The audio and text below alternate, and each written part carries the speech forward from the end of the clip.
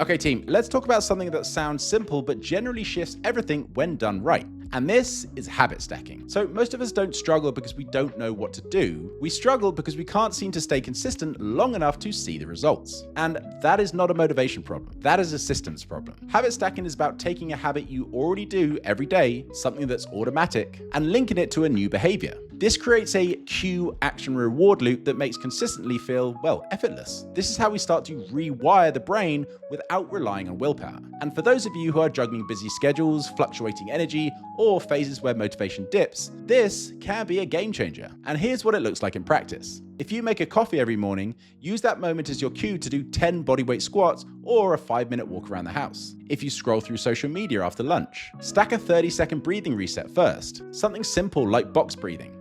Inhale for 4, hold for 4, exhale for 4, hold for 4. As you know, this helps regulate your nervous system and prevent that afternoon slump. Another example, if you brush your teeth at night, consider using that as a cue to add on 10 glute bridges or a short mobility stretch right after. It's an easy moment to build in something supportive with minimal friction. You're not adding new tasks randomly, you're attaching them to things you are already doing. And that is where the magic is. You're creating a natural, repeatable rhythm. So why does this matter? Because when we build consistently through these micro actions, we reduce the cognitive load and decision fatigue. It just becomes part of your routine, like autopilot. And over time, that identity shift starts to happen. You stop saying, I'm trying to get healthy, and start embodying, I'm someone who does the work no matter how small the action. And these stacked habits are often the difference between having a day that unravels versus having one small win that pulls you back on track. Feeling like you've fallen off versus proving to yourself that you're still in the game. Now, here's the key. Do not overcomplicate it. One new action, one anchor habit, repeated daily. Let's make this practical. And here is your challenge for the week.